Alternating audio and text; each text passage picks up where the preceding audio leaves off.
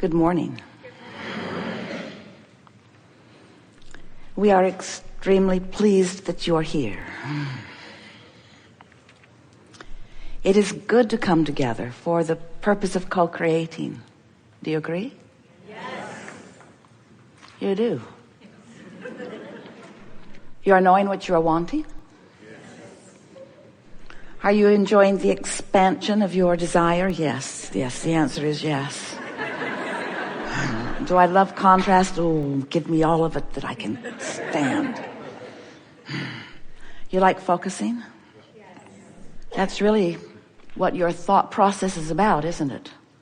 It's the focusing of energy, which is really the molding of the creative clay, yes? The variety that surrounds you is what helps you to determine your personal preferences. Do you think there is value in your personal preferences? Do you think it matters what you think? And do you think that as the variety surrounds you, that what you think comes into focus because of the variety?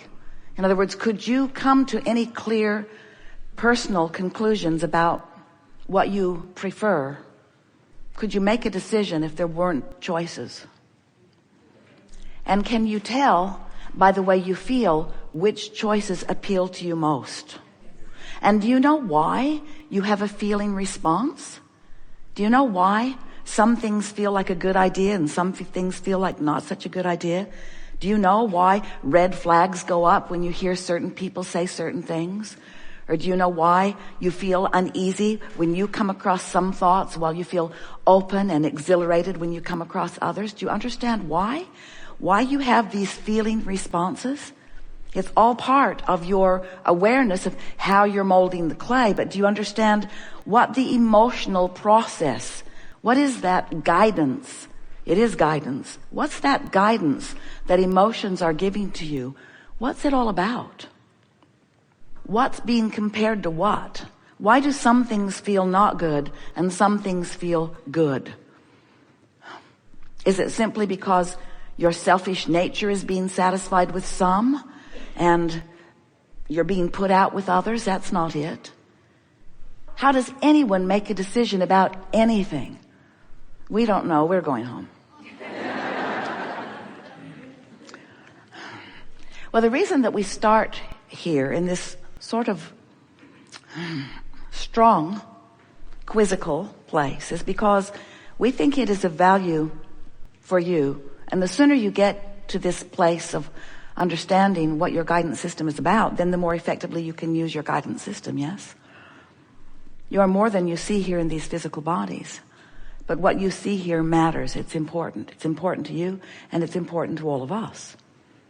Because you are the leading edge of creation. Most of you are too modest to accept that. Most of you, in your not getting precisely what you're wanting, or in your sometimes not feeling so good, make an assumption that is not accurate. You assume that there's something much more important than you moving around in the universe that you're striving to accomplish, but that's not true. You are leading edge creators, and what's surrounding you and causing you to come to personal conclusions is a big deal. It matters a lot. It's why you come forth. It's why you are willing to focus consciousness into this time-space reality. And we always like to add the words leading edge time-space reality. And the reason that we want you to feel appreciation for your part in this leading edge creation is because you are out here exploring variety and coming to personal conclusions and weighing whether you know that you're doing it or not, whether it's happening consciously or unconsciously.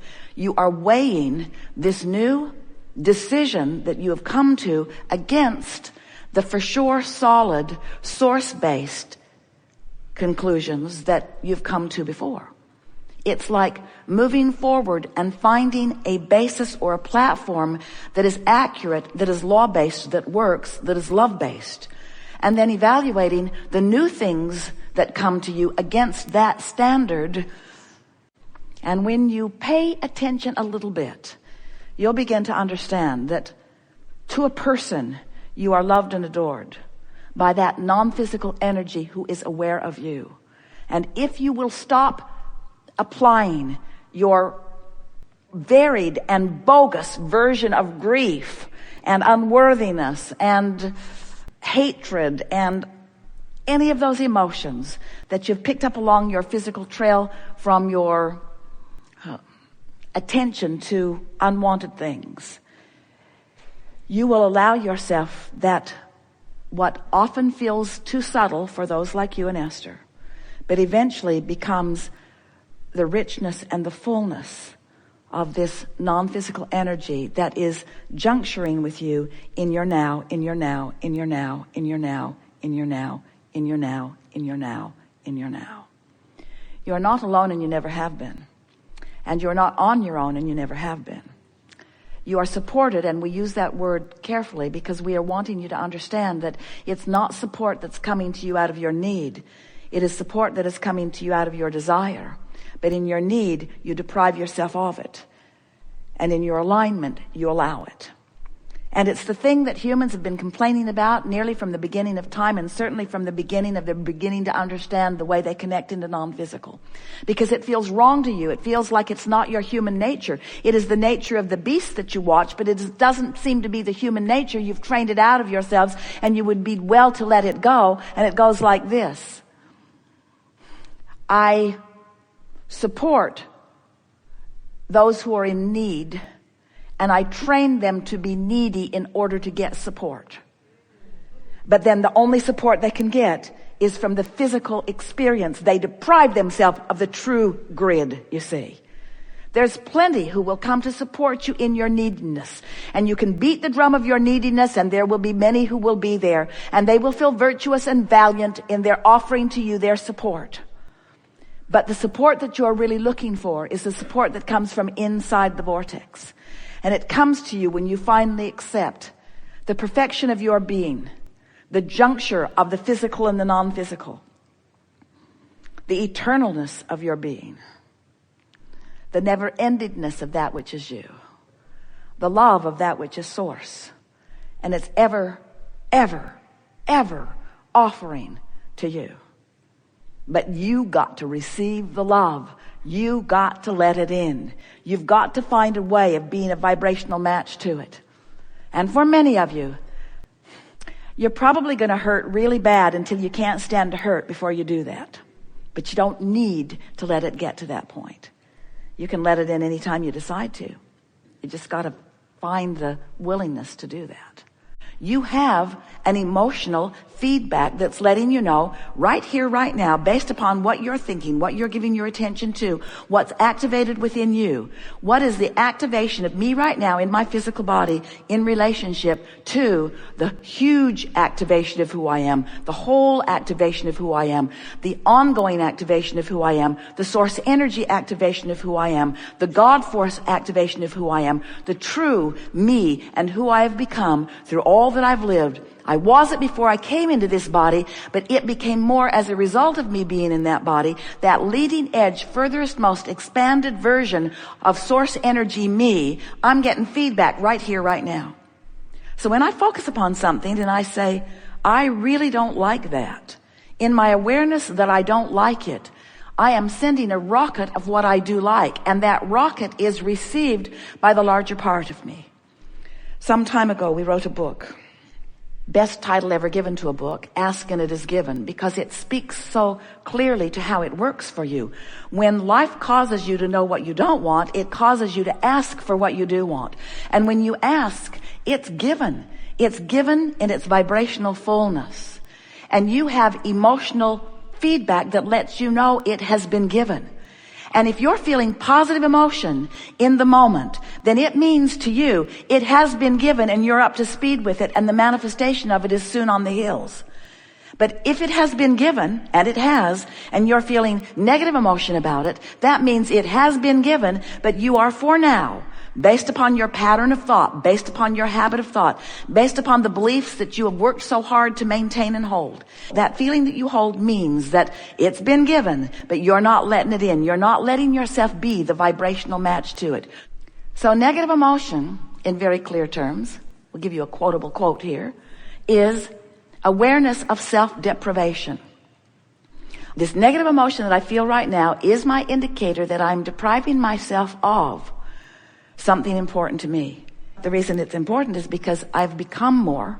I have become more, and I'm depriving myself of it. Now, in complete fairness and disclosure to you, our leading edge friends, if you were not willing to expose yourself to situations where the contrast becomes vivid, you would not send those rockets, and we would not have the expansion that we all enjoy as a result of what you're carving out. So if we can just convince you that we are all in this together, and that as you explore, that the knowing what you don't want is as important a part of the process as our then knowing what you do want. And that as we work together in a team-like fashion, with you carving it out and us knowing what matters and staying true to the vibration of the discretion that you have honed, as we become completely focused upon your expanded part, your newest idea, your newest conclusion, the evolution of all species is about exactly this. As we hold true to that, meaning we don't deviate from it, then you can feel for sure your vibrational relationship to your new expansion. We just want to express the jubilation that we are all feeling about this leading edge conversation and the importance that it is to us, whether you all get anything out of it or not. And of course you are, yes. So every morning as Jerry is writing with Esther is writing, she tells him about her day, and then she laughs and says, I don't know why I'm telling you about my day, if in fact you're actually running around with me. But it helps me to focus in what I want to talk to you about. So she'll sort of write some notes about what happened and what she was feeling about it. And she thought this will be a really good book. It's 125,000 words, which is about a book and a half now, of me saying I miss you and him saying I'm here. In other words, at some point, it needs to morph into a different dialogue than that, you see. And so on this one particular morning, she'd written how she was missing him. And what he wrote back was, I will look for as many opportunities today as I can find to let you know how much I am loving you. Yeah. So she is still not feeling that good. She is still invested in the grief of her moment and not enjoying but finding plenty of sympathy from those who are around her. And now Tracy and Esther are in the car, and they're going from daughter Tracy's house out to Jerry and Esther's house. And Tracy suddenly is so thirsty that she cannot survive the 8 miles of distance. It is a sort of, I will die if I don't get liquid moment. Irrational. And so Esther looks for a place that they can stop, and stops at a place she has never been before and probably will never go again. It's Chick-fil-A. And as she's driving through the drive-thru, there is a double drive-thru which she had never seen. And as she looks over at the car, through her tears, the back window in letters this big said love, and the front window said you. Now, Jerry didn't actually shoe polish that window, but he knew where it was, and he knew where Esther was, and he knew the influence that he could offer, and he offered a powerful thought from his vortex grid, which is powerful, and his power of influence is mighty, and circumstances and events and all cooperative components fell into place, and Esther got the message and knew it was from him. They got their drinks. They drove 8 miles. They pulled in the gate, and then in the other gate, and then in the garage. And as they're getting out of the garage, Esther notices a box that has just been delivered. Just came by Federal Express. She opens it, and there are 8 gigantic cups that say big love. Now the cups were in motion. Her friend had already sent them. But the orchestration of the timing, you have to understand, the orchestration of the timing is about